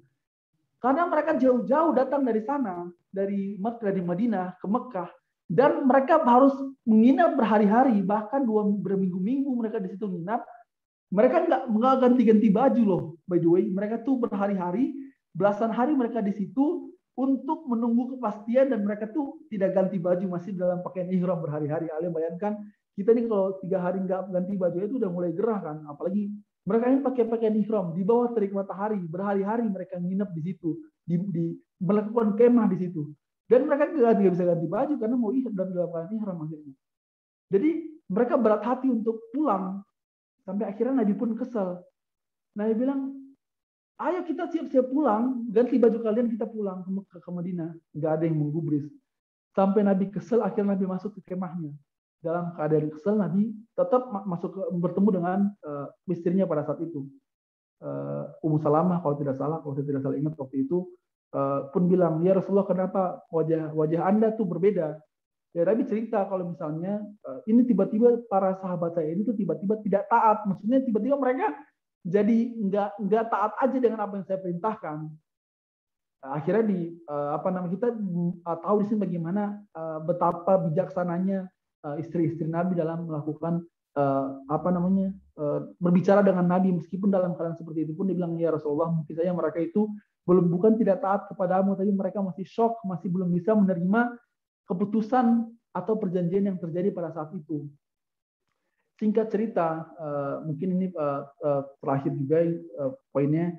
Akhirnya saya ingin menyampaikan poin tentang sulh Hudaybiyah ini. Ketika pada saat Nabi setuju dengan apa yang disepakati oleh kaum Quraisy pada saat itu untuk tidak masuk umrah dan umrohnya nanti tahun depan. Terus dengan persyaratan bahwa tidak boleh terjadi peperangan antara kaum muslimin dan kaum Quraisy selama 10 tahun, kata mereka, untuk perjanjian damai sulh Hudaybiyah ini. Akhirnya pulanglah Nabi ke Madinah. Kita bisa setelah pulang ke Madinah, dan intinya kaum Quraisy ini mereka bilang 10 tahun itu tuh mereka asal ngucapin aja, asal keluar aja di mulut mereka, tidak tidak memikirkan sama sekali tentang apa yang terjadi kalau misalnya mereka menyaratkan untuk tidak berperang dengan kaum muslimin pada saat itu. Akhirnya Nabi Muhammad SAW pun bersama para sahabat pulang, dan mereka dengan membawa perjanjian 10 tahun tidak akan melakukan perang konfrontasi dengan dengan kafir Quraisy pada saat itu. Nabi SAW dengan cerdiknya, Nabi tahu bahwa ketika Allah memerintahkan apapun dan dia taat, maka ada sesuatu yang lebih besar yang ingin Allah sampaikan, Allah ingin Nabi Muhammad capai pada saat itu. Kaum kafir Quraisy intinya mereka ketika menyeratkan 10 tahun tidak ada perjanjian, tidak ada peperangan dengan kaum muslimin, karena sepanjang tahun itu, sepanjang 7 tahun yang terjadi itu kan perang Uhud, perang Badar, perang Khandaq, segala macam itu terjadi. Intinya hampir tiap tahun mereka melakukan perang, karena mereka juga capek. Akhirnya mereka pun menyeratkan, ya udah 10 tahun aja lah, cukup panjang tuh 10 tahun. Mereka menyeratkan 10 tahun tanpa berpikir apa-apa. Mereka hanya mikir 10 tahun, alhamdulillah di 10 tahun kita nggak akan ada gangguan dari Muhammad dan pengikutnya. Tapi Rasulullah itu dengan kecerdikannya, itulah salah satu kecerdikan dan kecerdasan dari Nabi Muhammad SAW. 10 tahun yang disyaratkan oleh kaum kafir Quraisy itu bagi mereka hanya sebuah liburan, bahwa tidak akan lagi ada penyerangan dari kaum muslimin. Tapi bagi Muhammad SAW, Nabi Rasulullah SAW, itu adalah kesempatan emas untuk melakukan segala macam upaya untuk penyebaran Islam. Akhirnya selama 10 tahun Nabi melakukan berdakwah, melakukan ekspansi ke seluruh Arab pada saat itu dalam jangka waktu 10 tahun, ya. Akhirnya jadi saya ingin melakukan sebuah penjelasan bahwa ketika pertama kali Nabi hijrah dari Mekah ke Madinah, itu hanya kira-kira membawa kurang lebih 200 orang yang hijrah ke Madinah pada saat itu, ke Yastrib pada saat itu, hijrah pertama maksudnya. Terus kemudian orang-orang yang hijrah ke Habasyah itu jumlahnya kurang lebih ada 80-an orang yang hijrah ke Habasyah pada saat itu, hijrah pertama. Terus orang Islam yang sudah Muslim di Madinah pada saat itu kurang lebih jumlahnya 70-an orang.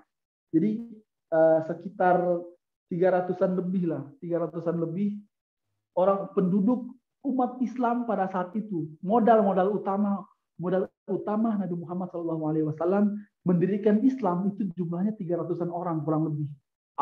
Pada awalnya ketika mendirikan Daulah Madinah pada saat itu. 300 orang itu kayaknya subscriber dari NAK Indonesia ini kayak lebih banyak daripada jumlah muslimin pada saat itu kayaknya. Jadi tidak cuma 300 orang mereka untuk modal utama Nabi melakukan dakwah di Madinah pada saat itu. Sampai akhirnya gara-gara Sulhul Hudaybiyah ini, Madinah akhirnya berdiri menjadi sebuah negara Islam pada saat itu. Selama rentan waktu gara-gara perjanjian Sulhul Hudaybiyah ini, sampai akhirnya bertahun-tahun Nabi melakukan ekspansi dakwah. Sampai ketika Fathu Makkah, itu ada riwayat yang bilang kurang lebih ada 114.000 orang yang melakukan, ada yang bilang sekitar 90.000, ada riwayat yang bilang sekitar 114.000 yang melakukan Hajjatul Wada pada saat itu.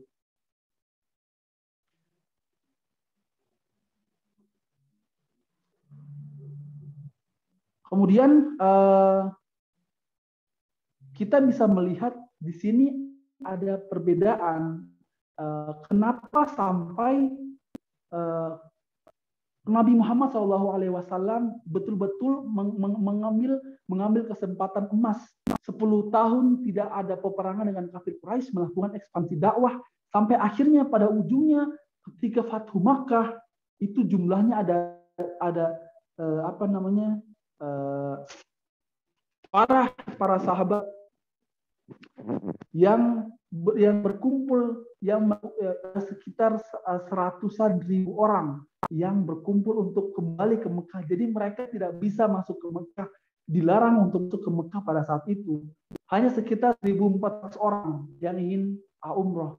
Tapi dengan melakukan ekspansi dakwah dan daulah Islam berdiri, jadi setelah Madinah berdiri sebuah daulah sebagai sebuah negeri muslim, Nabi melakukan ekspansi ke sana, ke sini, ke Romawi, melakukan ekspansi sampai ke semenanjung Arab sana, Hijaz, sampai akhirnya kaum muslimin bertumbuh dalam 10 tahun, jumlahnya sangat banyak.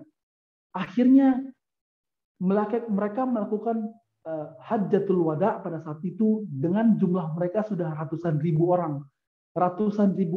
Akhirnya dengan jumlah itu, dengan persiapan gara-gara Sulh Hudaybiyah tadi, ratusan ribu orang akhirnya masuk melakukan pembahasan, melakukan Fathu Makkah. Jadi mereka akhirnya bisa masuk ke dalam Mekah meskipun tanpa bisa dihalang-halangi oleh tanpa bisa dihalangi oleh kaum Quraisy pada saat itu. Jadi kaum Quraisy ini mereka tuh salah menyangka bahwa mereka kira Nabi Muhammad ini dalam waktu 10 tahun dia akan menyerah. 10 tahun nggak ada 10 tahun tidak melakukan konfrontasi dengan mereka. Dia pikir Nabi Muhammad tuh nggak ngapa-ngapain. Allah ntar juga dia akan menyerah sendiri dengan dakwahnya. Ternyata tidak. Nabi Muhammad SAW melakukan ekspansi dakwah kemana-mana. Sampai akhirnya ketika peristiwa Fathu Makkah, kaum muslimin berbondong-bondong masuk ke Mekah tanpa ada satu orang di Quraisy pun yang bisa menghalangi Nabi Muhammad SAW. Begitu banyak pasukan muslimin yang bisa akhirnya masuk ke Mekah sampai tidak bisa lagi dihalangi. Dihalangi lagi untuk masuk. Yang awalnya mereka dihalangi masuk. Saking banyaknya kaum muslimin yang datang dari Madinah ke Mekah untuk melakukan Fathu Makkah, itu mereka nggak bisa ngapa-ngapain lagi kaum Quraisy. Saat itulah maka Fathu Makkah terjadi pun akhirnya orang-orang Quraisy yang tadinya mereka memusuhi Islam akhirnya mereka masuk Islam karena melihat betapa besarnya pasukan pertama, karena melihat betapa besarnya pasukan muslimin yang datang, dan kedua mereka melihat bagaimana cara Nabi Muhammad SAW mengumpulkan atau memanfaatkan 10 tahun perjanjian Hudaybiyah yang persyaratan yang mereka berikan 10 tahun tadi.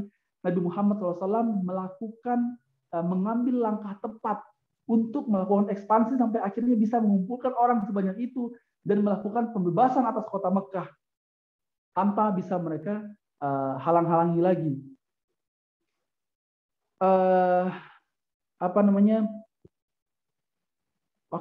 Mungkin sudah bisa kita lanjutkan ke diskusi selanjutnya.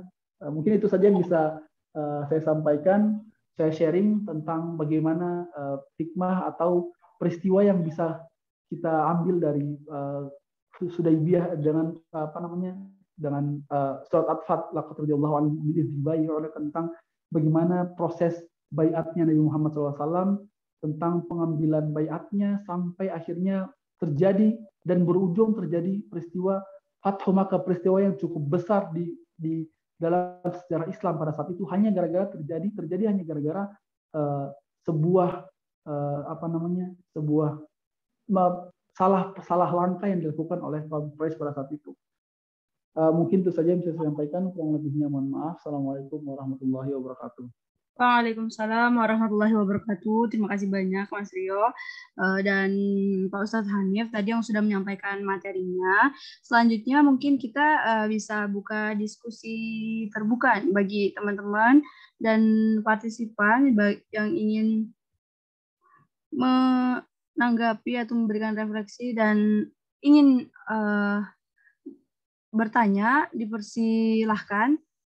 Baik boleh dengan raise hand atau menuliskan di kolom komentar. Dipersilahkan. Karena waktu sudah menunjukkan 7:39 juga, dan kemungkinan ada yang melanjutkan kegiatan ke selanjutnya. Gitu.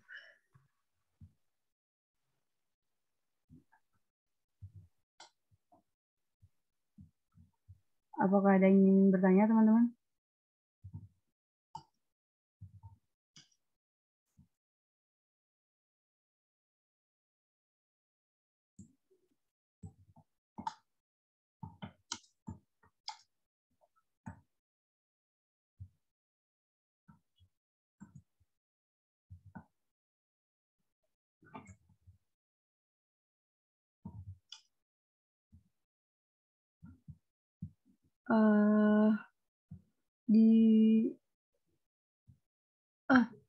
Ini dikarenakan saya selanjutnya terdapat kendala dalam melanjutkan. Untuk moderator selanjutnya akan dipimpin oleh Mbak Faiza Fauzia. Kepada Mbak Faiza diperkenankan untuk melanjutkan, Mbak. Terima kasih teman-teman sudah ikuti sharing subuh pada pagi hari ini. Kepada Mbak Faiza, saya persilahkan, Mbak. Iya, terima kasih Mbak Hair. Jadi izin melanjutkan ya untuk sesi hari ini. Buat teman-teman di sini, kalau misalnya ada yang ingin ditanyakan ataupun menyampaikan refleksi, silakan bisa untuk disampaikan ya. Saya mau cek juga suara saya terdengar jelas apa belum ya? Terdengar Mbak jelas. Jelas Mbak. Oke, ya. Teman-teman di sini, apakah ada refleksi yang ingin disampaikan? Tadi Pak Mujiono menyampaikan juga ya via kolom chat. Mungkin mau disampaikan juga Pak Mujiono untuk sharing-sharingnya juga. Apakah mau open mic juga? Iya, boleh Mbak. Ya? Boleh. Ya, insya saya sedikit saja bicara tentang perjuangannya Nabi di dakwah itu. Tampak yang harus kita perhatikan adalah pola kemudian Nabi itu dalam menjalani dakwahnya dari fase ke Mekah sampai kemudian ke Madinah. Itu bahkan kemudian ketika Nabi melakukan dakwah itu tidak semata-mata Nabi melakukannya sendiri. Itu berdasarkan dengan wahyu yang kemudian Allah turunkan, dan wahyu itu sebagai bentuk untuk mengarahkan pola struktur dakwahnya Nabi. Ada beberapa yang saya catat di sini, saya sudah tulis juga di komentar. Jadi dakwah Nabi itu dimulai dulu dengan niat. Makanya kemudian di awal kan Iqra bismi rabbikal ladzi khalaq, diawali dulu dengan niat, yang kemudian dilanjutkan dengan ilmu. Makanya kemudian pentingnya tarbiyah rabbaniyah yang sifatnya itu mulazamah, yang bertahap, kemudian dia bertahap dan kemudian dia secara talaki ataupun bertahap dan secara talaki. Kenapa demikian? Karena kita bisa melihat bagaimana tarbiyah, perbedaan tarbiyah antara orang-orang yang di masa Nabi yaitu di Mekah dengan orang-orang yang ketika sudah berada di pemerintahannya Abu Bakar. Yang kebanyakan ketika sudah berada di khalifah yang pertama yaitu Abu Bakar, banyak orang-orang yang murtad di situ. Siapa orang-orang yang murtad? Adalah orang-orang yang tidak tertarbiyah secara mulazamah, tidak berpendidikan atau tidak belajar ilmu agama secara perlahan-lahan atau secara bertahap. Jadi orang-orang yang kebanyakan murtad di masa Nabi itu adalah orang-orang di masa Abu Bakar adalah orang-orang yang tidak ditarbiyah oleh Nabi secara mulazamah. Jadi ini pentingnya kenapa kita harus belajar agama itu secara bertahap dan secara mulazamah ataupun dan secara talaki. Yang kedua, dakwah Nabi itu dia terbentuknya secara terstruktur. Jalannya itu terstruktur. Jadi dari fase misalnya dari fase Mekah itu berbeda dengan fase Madinah, dan setiap fase itu dari setiap tahunnya itu berbeda-beda sesuai dengan turunnya wahyu kepada Nabi SAW. Yang selanjutnya yang ketiga, kita juga harus memperhatikan terkait dengan masalah Nabi ketika melakukan dakwah. Yang paling Nabi lakukan, yang menjadi sumber utama Nabi dalam menjalankan dakwah adalah sumber yang qat'i, yaitu berupa Al-Quran dan hadis. Nabi kemudian tidak terpengaruh dengan pemikiran Imperium Romawi yang ada di waktu itu maupun Imperium Persia. Kemudian masih banyak, tapi saya cukupkan di situ saja. Itulah kemudian kenapa perbaikan atau kemudian pola tarbiyah yang Nabi lakukan itu menjadi berhasil sampai kemudian Nabi itu mendapatkan kemenangan sesuai dengan di dalam Quran surat Al-Fat ataupun di dalam Quran surat An-Nasr, karena pola yang Nabi lakukan adalah pola yang tersusun bagus, rapi, bahkan kemudian kerapiannya itu didasarkan kepada wahyu yang Allah berikan kepada Rasulullah SAW. Kalau misalnya kita hari ini tidak mengikuti pola yang dilakukan oleh Nabi, maka ketika kita mengharapkan kemenangan atau kemudian perbaikan, maka itu tidak akan terjadi. Demikian. Itu saja Mbak moderator. Terima kasih. Ya, terima kasih Pak Mujiono. Mungkin itu juga yang kita hadapi ya, tantangan saat ini nih, dan kebutuhannya untuk talaki tadi robaniyah, karena masih banyak yang menganggap misalnya Islam itu lebih kepada hukum-hukumnya dibandingkan dengan keimanan sama tauhidnya itu sendiri. Tuh. Nah, mungkin di sini ada yang ingin ikut menambahkan juga atau berefleksi. Dari Pak Rio mungkin ada tambahan lagi, atau dari Bu Hafni. Ya, Pak Hanif, ini sudah open juga. Terima kasih Mbak Razia. Ada satu hikmah yang penting kita pahami. Apa hikmah tidak terjadinya clash pada waktu Hudaybiyah? Salah satu yang saya baca penjelasan ulama itu, karena di Mekah itu ada juga orang beriman yang masih menyembunyikan keimanan. Jadi kalau sampai terjadi clash, akan jatuh korban di mana mereka itu sebenarnya beriman tapi tinggal di Mekah gitu. Jadi di antara rahasia Fathu Makkah itu juga, karena diam-diam sebagian penduduk Mekah itu beriman dan tidak diketahui oleh orang Quraisy. Jadi maka Abu Sufyan itu ketika terjadi Fathu Makkah itu sudah lemes dia, sudah nggak siap melawan gitu. Mereka sudah mengalami banyak kekalahan dengan kaum muslimin. Mereka juga sudah mengingkari perjanjian Hudaybiyah gitu ya. Dan ini satu bentuk kalau orang Jawa itu bilang menang tanpa ngasorake. Jadi pembalasan terbaik adalah memberi maaf. Dan itu yang dilakukan oleh Rasulullah kepada saudara-saudaranya kaum Quraisy ya, dan itulah bentuk bahwa wa ma arsalnaka illa rahmatan lil alamin. Jadi ayat ini sebenarnya itu K-nya itu Rasulullah. Itu bahwa tidaklah kami utus engkau wahai Nabi Muhammad kecuali rahmat bagi alam semesta. Sehingga apabila ada pilihan damai, ya, as-sulhu itu khair. Jadi perdamaian itu lebih baik. Kalau bisa ditempuh cara damai, maka tidak perlu dilakukan peperangan. Meskipun kita hari ini juga menyaksikan pasukan perdamaian itu juga suka perang gitu. Dan kita orang beriman ini, kalau ada pilihan damai akan memilih damai. Tetapi kalau tidak ada pilihan lain, ya pantang orang beriman itu al-firaru minaz-zahfi, lari dari medan peperangan. Itu tambahan dari saya. Qul qali ada. Assalamualaikum warahmatullahi wabarakatuh. Waalaikumsalam warahmatullahi wabarakatuh. Terima kasih Pak Hanif. Mungkin teman-teman di sini ada yang ingin ikut menambahkan juga untuk refleksinya. Mungkin Pak Bey atau Bu Dela, Bu Hafni, Bu Hani.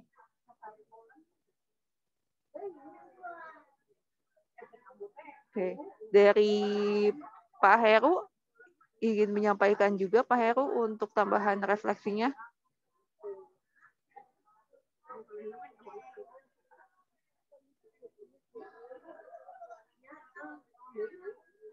Baik, kalau misalnya tidak ada lagi untuk tambahan refleksinya, mungkin saya langsung persilahkan Kak Rio. Pak Rio, apakah ada di tempat, Pak Rio? Iya. Iya, mungkin bisa disampaikan Pak Rio untuk closing statement ataupun nasihat penutup buat kita semua di sini. Iya, oke, terima kasih. Mungkin untuk terakhir kali ya. Alhamdulillah, wassalatu wassalamu ala rasulillah, amma ba'du. Dalam proses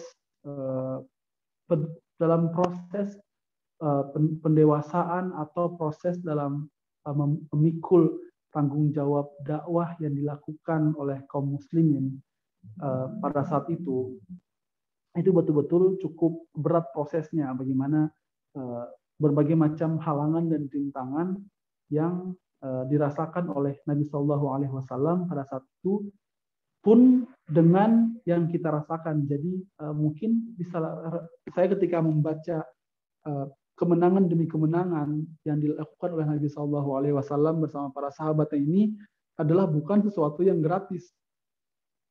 atau sesuatu yang diberikan secara cuma-cuma dari Allah Subhanahu wa taala. Ada beberapa cost yang harus mereka bayarkan. Meskipun kita tahu kalau misalnya perjuangan apapun dilakukan, tetap Islam akan tegak pada akhirnya. La yablughanna hadzal din kama balagal laila wan nahar. Agama ini akan sampai kepada umat manusia sebagaimana sampainya siang dan malam kepada mereka. Jadi mau kita mau bagaimanapun, tetap Islam akan tegak. Kita tahu bahwa sebagaimana sudah berbagai macam imperium yang kita lewati. Dulu ada imperium Romawi, dulu ada kemudian Yunani yang besar gitu kan. Tetap pada akhirnya mereka pun lewat juga masanya.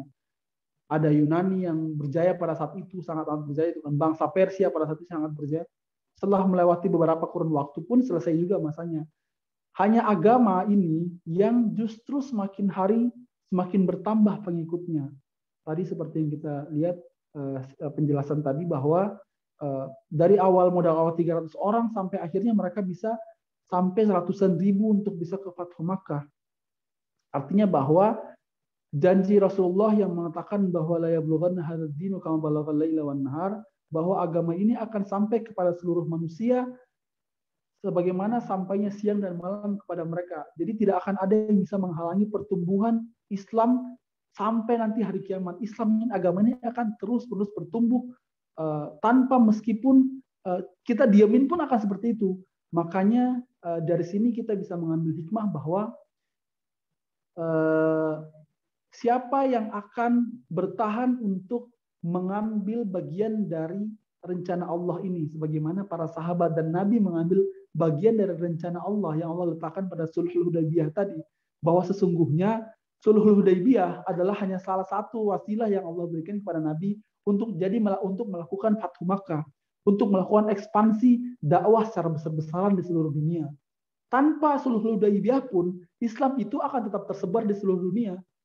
Hanya Sulhul Hudaybiyah itu menjadi salah satu pertanda bahwa bagaimana kaum muslimin bisa atau tidak, ketika Allah berikan cobaan kepada mereka saat itu, mereka bisa nggak memanage atau mengorganisir konflik yang terjadi pada saat itu. Kalau mereka berhasil, maka mereka akan mendapatkan fathun mubina, mendapatkan kemenangan yang nyata, kemenangan demi kemenangan ke depannya. Seandainya kalau kita bisa bertahan dengan dengan apa yang Allah berikan, kita bisa percaya dengan apa yang Nabi SAW katakan kita di hadis tadi, la yablughanna hadzal dinu kama balagal laila wan nahar. Tanpa kita ngapa-ngapain pun Islam akan tetap berjaya. Pertanyaannya adalah bahwa kira-kira kita mau mengambil andil untuk itu atau tidak. Karena tanpa kita ambil andil pun Islam akan berjaya. Justru kalau kita tidak mengambil andil akan kejayaan Islam itu, maka kita yang akan rugi ke depannya. Karena kita diam-diam aja pun Islam akan berjaya. Maka kita sebagai kaum muslimin harusnya punya tanggung jawab dan punya rasa malu kalau misalnya saya nggak ngapa-ngapain. Saya justru akan rugi, saya justru akan ketinggalan, akan rugi, akan tidak ada ikut ambil andilnya dalam kejayaan Islam ke depannya, sebagaimana yang dilakukan oleh Nabi SAW dan para sahabatnya. Semoga kita bisa mengambil hikmah dan terus tetap istiqomah untuk mengambil andil sekecil apapun yang kira-kira bisa menjadi kebaikan untuk menjadi perbekalan kita ke depannya, untuk menjadi nilai pahala kita, agar ketika nanti Islam sudah kembali ke masa jayanya, kita bisa mengatakan dan bersaksi di depan Allah bahwa ya Allah, saya sudah mengambil andil dalam penyebaran atau dalam mengambil tanggung jawab dakwah pada saat ini. Mungkin itu saja. Terima kasih. Ya, terima kasih banyak Pak Rio untuk refleksi dan juga closing statement. Dan di sini ada tambahan juga dari Pak Hanif, fakta kontemporer kolonialisasi Eropa. Sebentar ya.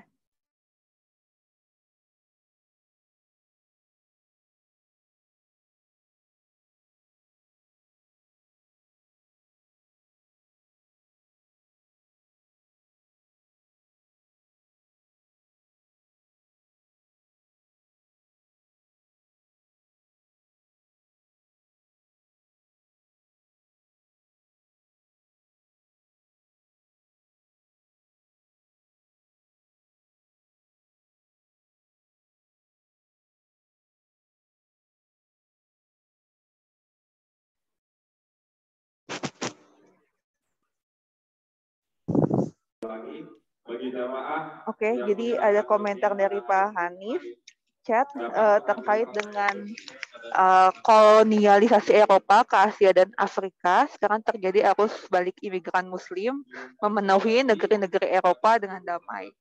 Nah, mungkin sekarang kita langsung tutup saja ya dengan doa akhir majelis. Subhanakallahumma wa bihamdika asyhadu an la ilaha illa anta astaghfiruka wa atubu ilaik. Insyaallah kita bertemu lagi besok. Wassalamualaikum warahmatullahi wabarakatuh. Terima kasih banyak untuk Rio dan juga rekan-rekan semua yang telah hadir.